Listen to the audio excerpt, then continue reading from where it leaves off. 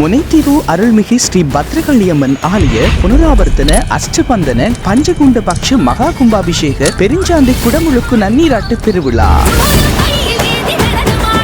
13/9/2024 அன்று கிரியாரம்பம் நிகழ்வுடன் ஆரம்பிக்கும் இவ்விழாவில்